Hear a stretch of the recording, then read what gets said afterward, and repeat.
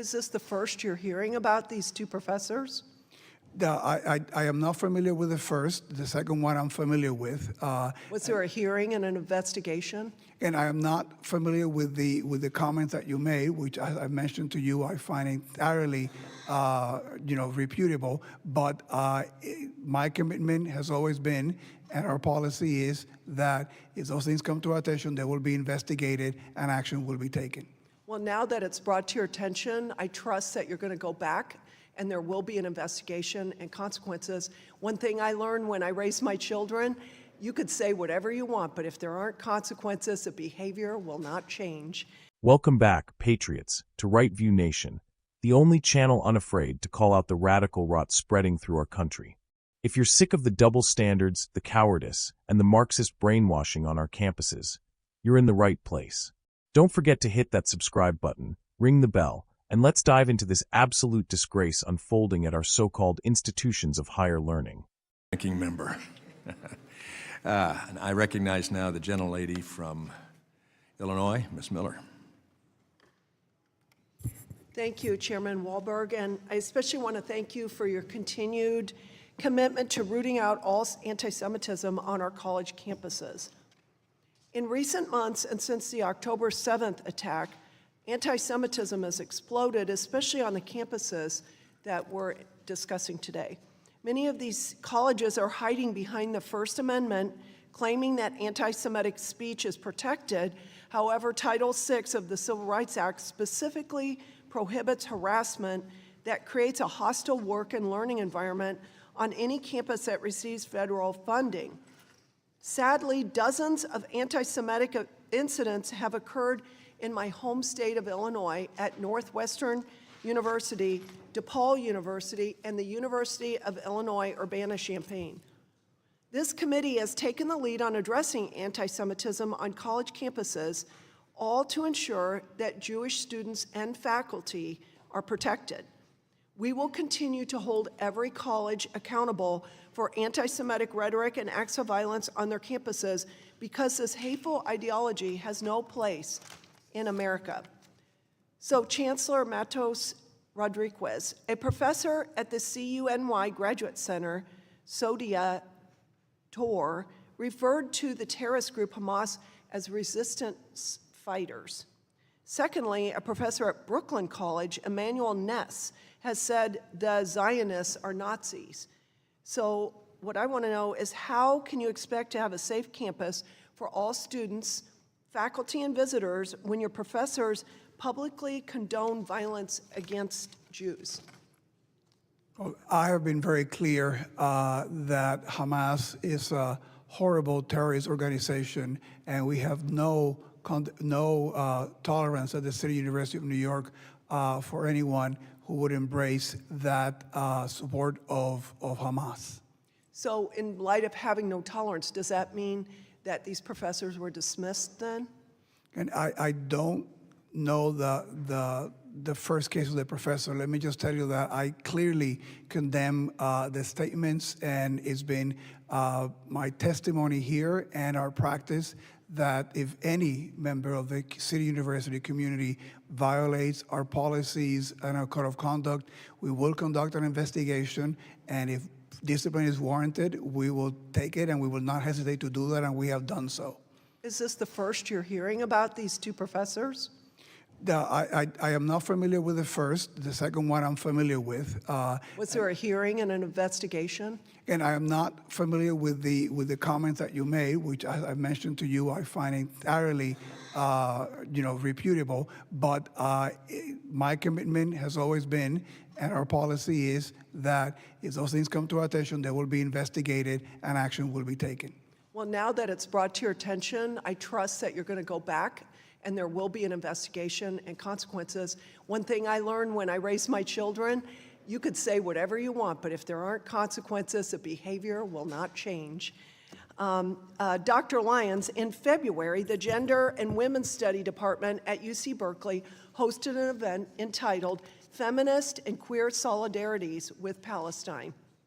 During the event, speakers repeatedly denied that Israeli women were gang raped by Hamas terrorists on October 7, 2023, and argued that Israel was weaponizing feminism. So I want to know, why was this event ever allowed on UC Berkeley's campus? This was an online event, and it was an event that was pulling together faculty. It was organized by one of our fine faculty, a full professor, and we knew that the ideas might be controversial. We did not know exactly what people were saying. It was a legitimate event. I did not prevent it from happening because I felt that keeping the marketplace for ideas open was really important in this instance. Well, you called the faculty a fine person or whatever, and this is what they said. So was there has there been any other kind of investigation into this professor? So what you quoted was not something, as I understand it, that the Berkeley faculty member said. There were four people that were involved in this event. It was organized by a Berkeley faculty member. Did that faculty member dispute this? Did they call it out as reprehensible? They did not call it out as reprehensible. Because silence it means something. So this is terrible, and I yield. I thank the gentlelady. And I recognize the... Folks, we've got to talk about what just went down in Congress. Representative Mary Miller from Illinois laid it all out, and she said what millions of us have been shouting for months. Antisemitism is running wild on our college campuses, and the left is hiding behind the First Amendment to shield hate, violence, and terror sympathizers. Let me break it down for you. Since the October 7th Hamas terrorist attack on Israel, yes, terrorist, not resistance fighters, we've seen an explosion of vile, disgusting, and dangerous anti-Jewish rhetoric at universities across this country. From DePaul to Northwestern to the University of Illinois, the cancer is spreading. And guess what? Not one single university president seems to have the spine to say, enough is enough. These radical professors and administrators are hiding behind free speech while allowing open support for terrorists like Hamas. You heard that right, terrorists. Not freedom fighters. Not victims. These are the monsters who raped, butchered, and burned civilians alive, and some professors have the audacity to call that resistance. Let that sink in. We have a professor at the CUNY Graduate Center referring to Hamas as resistance fighters. Another one at Brooklyn College compared Zionists, many of them peaceful Jewish students, to Nazis. And what's the response from Chancellor Matos Rodriguez? I'm not familiar with that case. We'll investigate if needed. Are you kidding me? This man gets paid by taxpayers and oversees a university with documented hate speech from faculty. And he sits there stammering like he's never heard of it before? You don't get to condemn Hamas on paper while giving safe harbor to those praising them in your classrooms. That's cowardice, plain and simple. And then, let's talk about UC Berkeley, one of the most toxic breeding grounds of anti-American radicalism. The Gender and Women's Studies Department hosted a pro-Palestinian event where speakers denied that Hamas raped Israeli women on October 7th. Let me say that again. They denied rape. They accused Israel of weaponizing feminism. This is beyond politics. This is evil. And what did Berkeley do? Did they shut it down? Suspend anyone? Apologize to the victims? Nope. They called the faculty member who organized it a fine person. That's the state of higher education in America today, my friends. These universities are no longer academic institutions. They are propaganda mills for anti-Semitism, Marxism, and anti-American ideology. They are creating the next generation of radicals who believe that freedom is oppression, that borders are racist, and that terrorism is justified if it's aimed at the right people. Furious tone. But here's the truth they won't tell you. This isn't about Palestinians. It's about power. It's about tearing down Western civilization, destroying Judeo-Christian values, and rewriting history to justify hate. Enough is enough. We need to cut federal funding to any school that allows this filth to go unchecked. We need to fire every professor who condones terrorism. We need parents to stop sending their kids to indoctrination factories. And we need Congress to start holding these universities accountable, not with soft statements, but with actions and consequences.